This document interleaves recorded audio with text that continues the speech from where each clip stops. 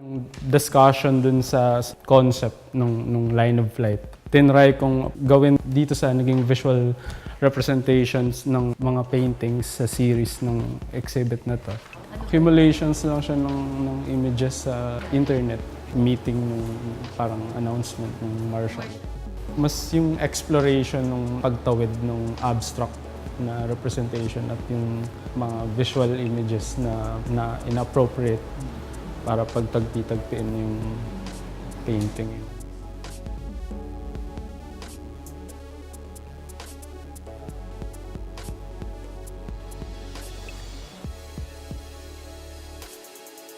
Like our livelihood projects and all of these kinds of works that I was doing with the community, I wanted to talk about the baseline for me, which was this push and pull or this tug of war between like the reality and my idealism. This kind of vision that I have of a utopia and the reality of our country faces. Of course, like Super Typhoon Yolanda came. It was just kind of like a reminder of also this physicality of what we're facing.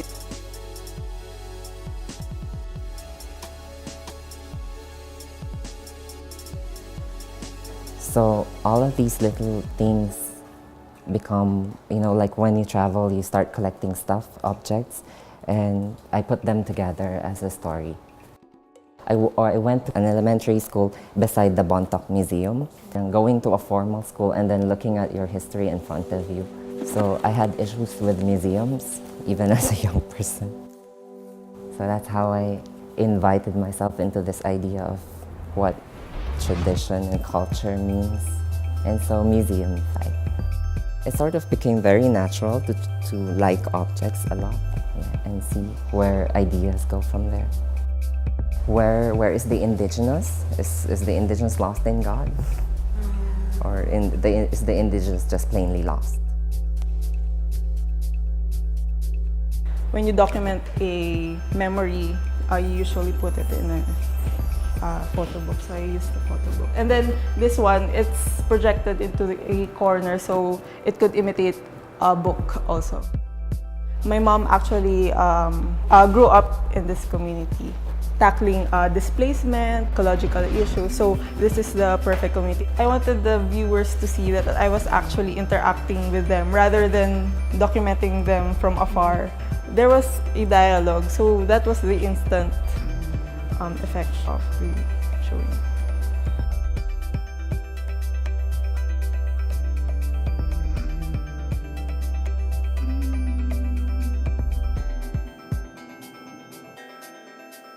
What happened was, because of sheer population, in the Philippines, we don't see abandonment whatsoever. Because the minute a monument, for example, is not used, it's either demolished or it is infested by people.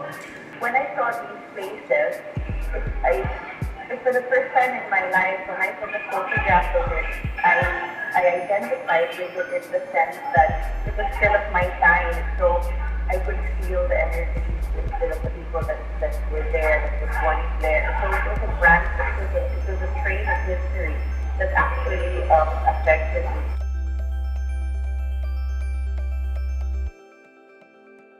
Nag-start yung idea niya kasi inspired ako dun sa images ng Spanish Baroque, yung effect ng works nila, ang hardcore from the styles ng ibang Baroque.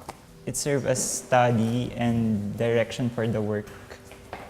After ko mangolekta ng images, I draw for months, so parang 60% ng time binabago-bago ko lagi yung compositions nila before ko ma-achieve yung final work.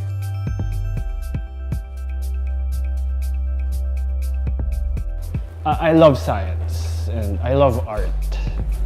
For me, they're both creative practices that simply try to make sense of how we experience the world.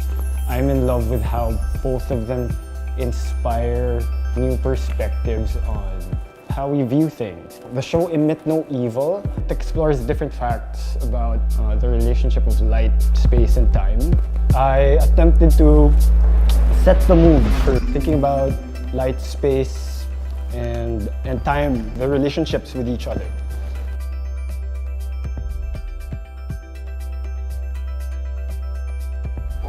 Pretty much the show is a response to the space of the Bangkok Museum. Certain taboo subjects were like openly expressed. It has always been part of my practice to kind of harness the context of the site, what it represents. So I felt that I needed to create works that kind of created like a dialogue with a permanent collection of the Bangkok Museum.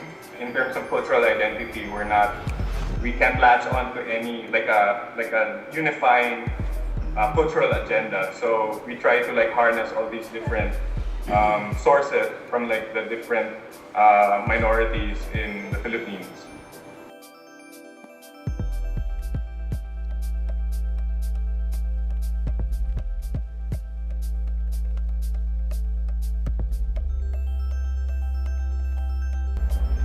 So the title of my show is Suspension of Disbelief because I have associated it with how one lives in Manila. Manila is a broken city, but most do not seem to mind the poverty, the pollution, the corruption. Most people just go on with their lives, not really bothered by their surroundings, as if nothing's wrong. I've always been fascinated by abandoned structures. So most of my visual language are derived from the derelict places. That led me to reflect on how problems are addressed in the city, that most solutions are haphazard. They're either hit or miss, they're unplanned, disorganized, careless, messy, illogical, and temporary.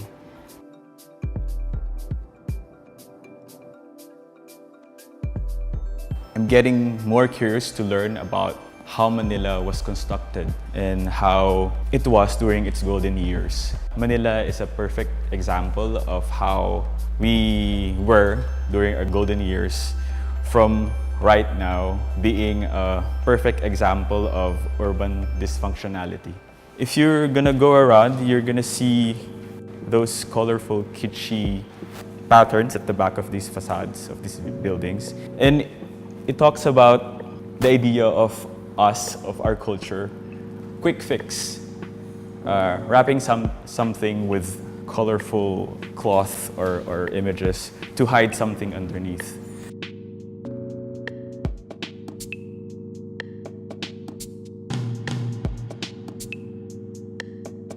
Pabuo pa lang or namumuo pa lang siya.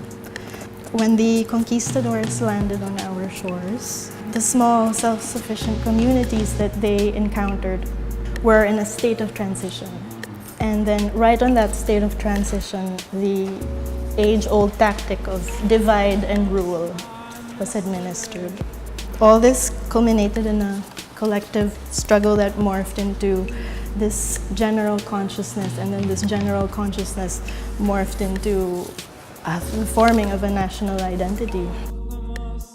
But if anything, it's comprised of little deeds and misdeeds articulated on a long, long piece of paper that's meant to be seen as a whole.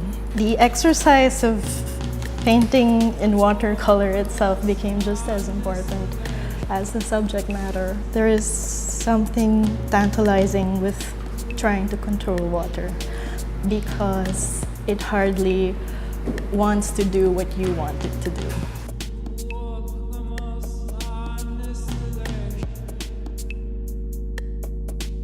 It is a site-specific show that explores the idea of silence through my interest in drawing via sculpture and video. Sea waves, as a title, it alludes to the idea of how physics explains or visualizes something that we cannot see so that we could understand it. Much of my work involves personal memories. That's how I build the narrative to make the video.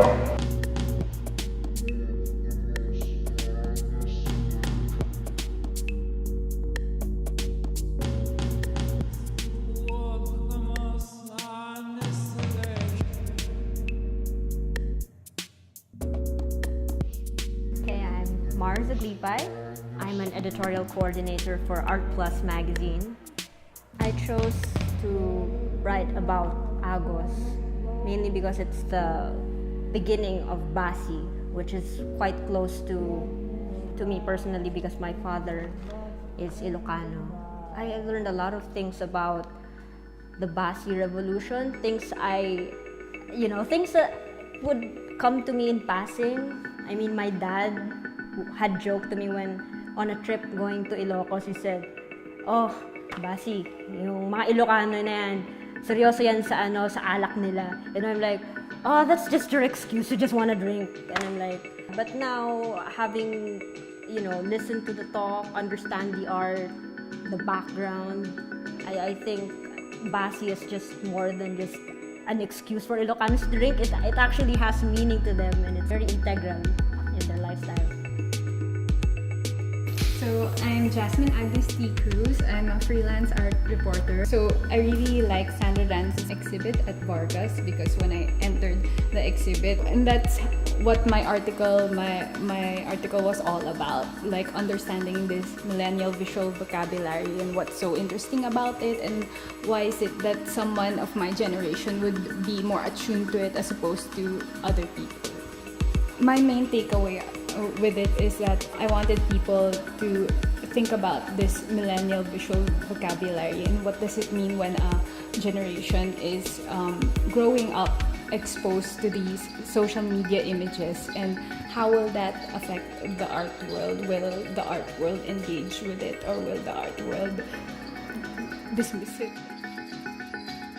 I'm Christine De Leon. I'm an editor of Northern Living. I wrote about the exhibit Drawing the Lines, and I was just attracted to the idea that the building is previously a newspaper press which closed down during the Marcos regime, so it's part of the narrative of the exhibit.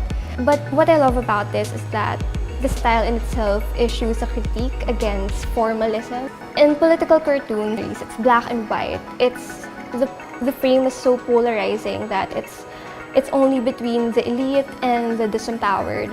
Yeah, it's a caricature, but it also aims to challenge or resist certain mythologies concocted by paintings. Or for example, the CCP in the Marcos era, which aimed to actualize the coming of modernity, or it's so conceptual, it enforces a certain ideology or mythology. And for me, black and white kind of exercises those mythologies that plague an era. All right, hi, I'm Parpatexil.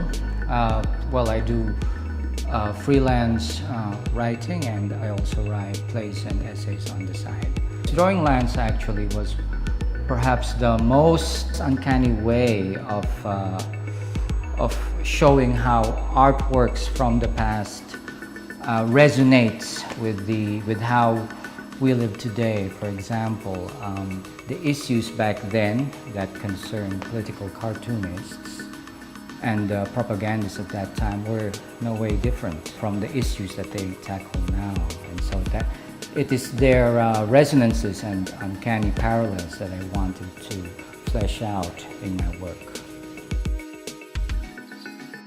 I'm Carlos Kian Jr. I'm a teacher in Mapua. I like reverb. Unlike other exhibitions wherein you have object, this one puro surfaces lang, images. Basically what made me interested in reverb was the idea na instead of the illuminated parts of the mirror work, for example, in train tracks, instead of fixating on those spaces na may ilaw, interesting parts of the exhibition that there's a moment of imagining what's in the darkness instead of what's being shown to you, what's being illuminated in the mirror works. I'm Dominic Zinampana. I'm a incoming senior taking up art studies at UP De La Vega. Sa reverb, parang aside from being visually spectacular, siya yung parang pinaka na-intrigue ko kasi ang dami niyang tinato na fields, and so stimulate ako mentally with it. Yung naturo nun sa akin is that parang I have to question everything, every fundamental detail, parang it's something na up for debate pa talaga.